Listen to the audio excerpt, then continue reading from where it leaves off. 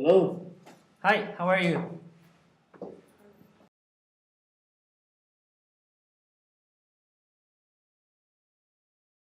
One second, I need to drink.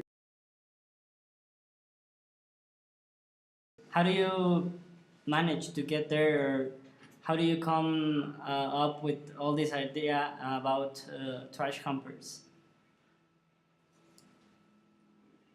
Well, I walk my dog, and I would see these trash cans, and I started to imagining old people fornicating All right. with these trash bins.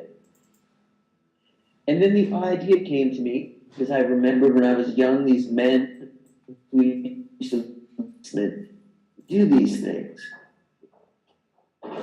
Well, I just used to see these guys when I was growing up who was always humping on stuff. All right. And out in the alleyways by where I live. And I just wanted to make a film about them. In the movie, you make a critique about society and, like, I don't know how the way people approach to people in general by these characters that are uh,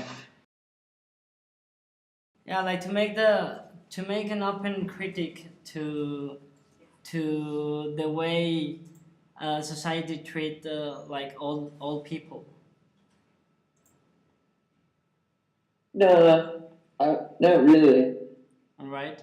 I was just trying to make. I was just trying to make that was more like something you can imagine being buried in a ditch somewhere. Okay. So do you consider yourself as a provocative person? Well, I consider myself Frank Sinatra something, like maybe the best guy to ever do it. You know what I mean? Like the one that just took a bomb, like and just exploded that shit. You know what I'm saying? Like the best to ever do it. I only want to provoke greatness. Okay. You know, And why do you choose cinema to provoke that? just because. I mean, I do other things too. I make paintings and I write and I do everything. When it's all said and done, you'll see there's never been anything like this before. You know what I mean? Like I sleep with the golden pillow. Okay. So are you trying to say like that all your works are completely authentic? That's what you're trying to say? No, I don't care about authentic. I just think when it's all said and done, everyone in Mexico will see the true force and the nature that is this work. Okay. Why did you choose this aesthetic?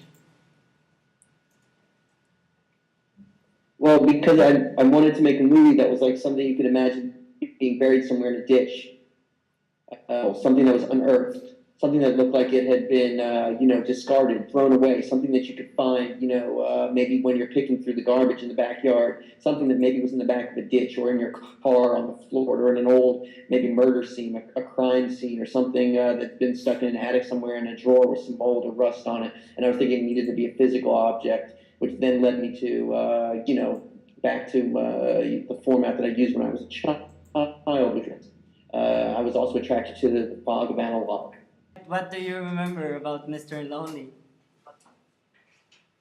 Well, I don't know. I don't remember anything. I just remember there were some nuns that jumped out of an airplane. I remember we shot it, and there was a lot of lookalikes. Besides that, I can't remember. Well, I remember Herzog. How's your relation with Werner Herzog? How do you meet him, and how do you manage to get him into the movie? We here in the broken nation are tired and bruised. We've been left here alone with nothing. We've been abandoned. We are like vomit in the street outside of a seedy bar. We've been relegated to the bottom of the barrel. And all our senses of understanding and love seem gone forever. In order to survive here, we have to become like animals. And we have to forgo all sense of civility and understanding. Well, because he's a friend of mine. He likes my movies, and I always loved his movies. And he flew in to see me. He parachuted in on our first meeting. He took a small helicopter and he parachuted in. How long did it take to do the movie? Like from the pre-production to the recording moment and then the post-production? Oh, it took 6 days. 6 days? Only 6 days? Oh, yes. All right. So, like, did you have like a screenplay before or something like a guide? No, we had like a group of photographs I had taken with a broken camera. All the photos had lots of blood stains on them and dirt, and we kind of stuck them in a notebook, and I just kind of followed that path, that direction. Okay, so what's next for you? Like, do you have a new project already, or are you thinking on doing something new? Yes, I'm doing something. I'm going to outdo Clint Eastwood. I'm going to make Harrison Ford look like a dimwit. I am going to revolutionize a lot of things in Mexico. Why in Mexico?